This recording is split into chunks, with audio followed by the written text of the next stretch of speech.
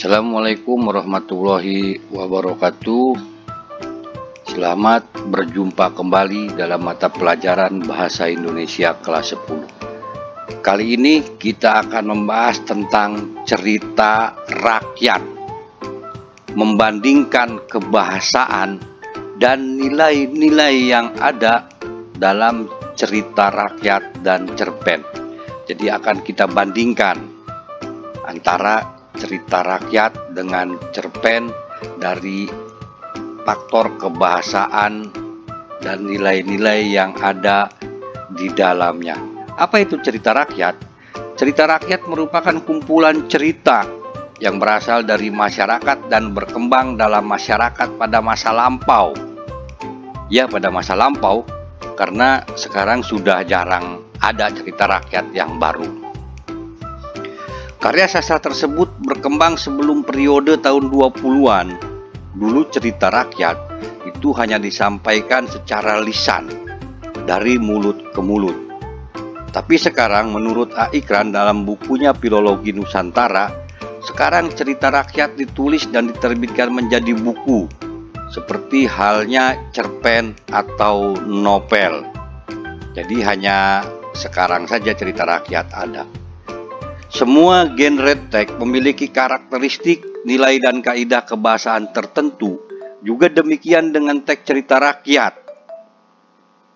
Tentu di dalamnya ada karakteristik, nilai dan kaidah kebahasaannya. Nah, itu yang akan kita bahas pada kesempatan kali ini. Nilai cerita rakyat. Nilai adalah sesuatu yang berharga, bermutu, menunjukkan kualitas dan berguna bagi manusia. Dalam karya sastra berwujud makna di balik apa yang ditulis melalui unsur intrinsik seperti perilaku, dialog, peristiwa, setting, dan sebagainya. Menurut Suherdi terdapat 6 nilai dalam hikayat. Apa saja itu? Yang pertama, nilai budaya. Nilai yang diambil dari budaya yang berkembang secara turun-temurun di masyarakat.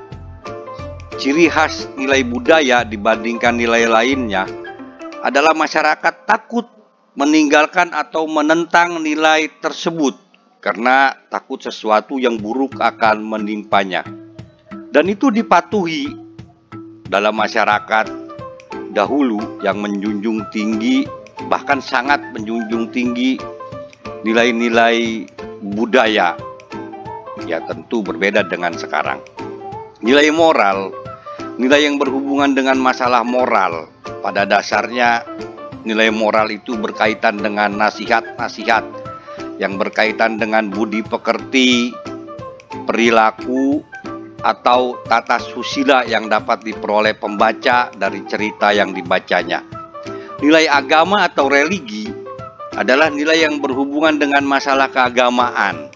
Nilai religi biasanya ditandai dengan penggunaan kata atau konsep Tuhan, makhluk gaib, dosa, pahala, atau surga, neraka. Jadi hal-hal yang berkaitan dengan konsep-konsep keagamaan itu adalah nilai agama atau religi.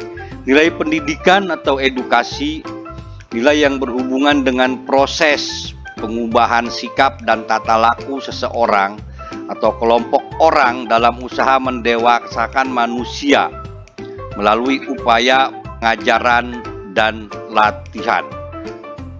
Kemudian nilai estetika adalah nilai berhubungan dengan keindahan dan seni.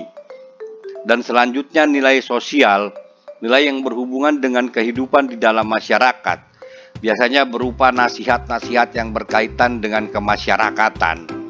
Indikasi nilai sosial dikaitkan dengan kepatuhan dan kepantasan bila diterapkan dalam kehidupan sehari-hari. Dengan mempelajari cerita rakyat, kalian akan mengetahui tentang budaya moral, agama, dan sebagainya. Karakteristik cerita rakyat. Ada karakter unik atau khusus dari cerita rakyat. Yang pertama, kemustahilan. Salah satu ciri cerita rakyat atau hikayat adalah kemustahilan, baik dari segi bahasa maupun dari segi cerita.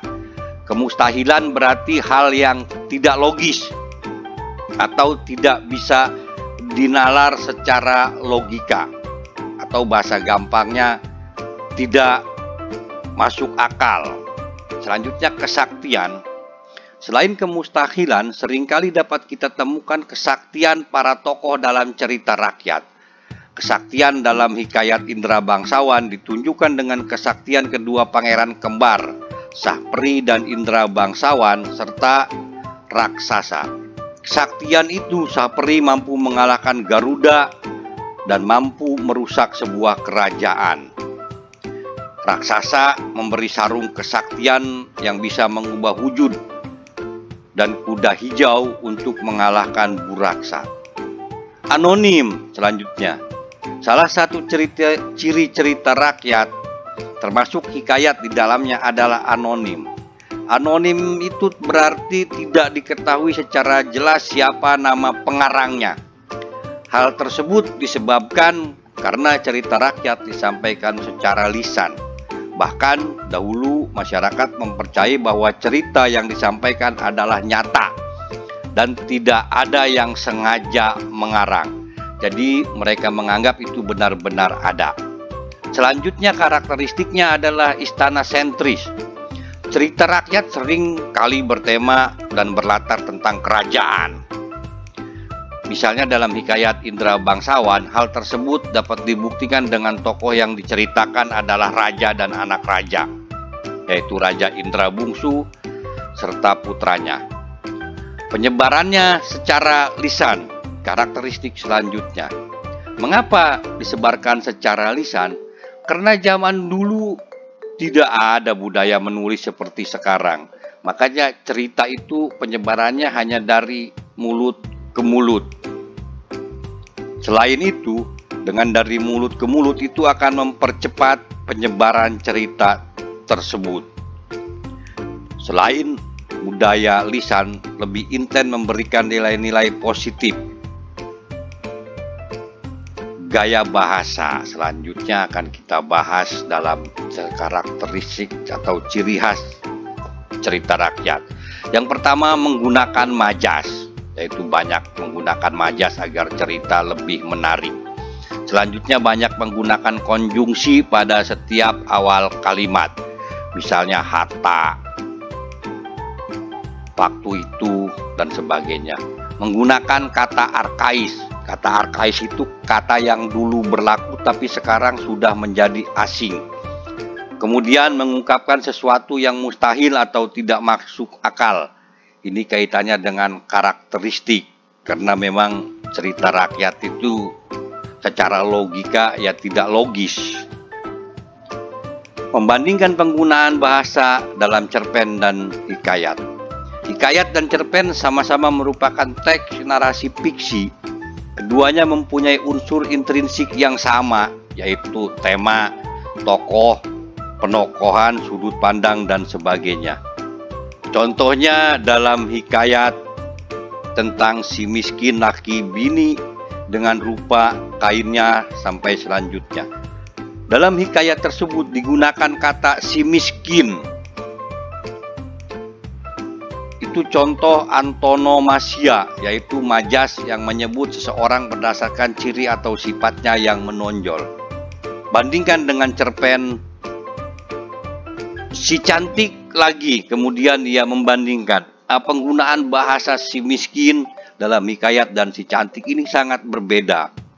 Jadi hikayat lebih polos, sedangkan cerpen itu lebih halus penggunaan bahasanya. Atau juga penggunaan konjungsinya pun seperti itu.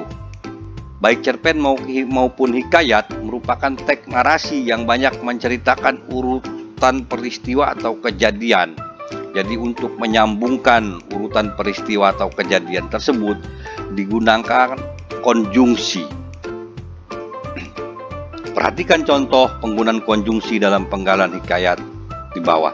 Misalnya pada suatu ketika dan sebagainya. Sedangkan dalam cerpen itu meskipun jadi lebih logis. Demikian penyampaian materi kali ini semoga dapat memberikan manfaat. Terima kasih. Assalamualaikum warahmatullahi wabarakatuh. Sampai bertemu kembali pada edisi selanjutnya.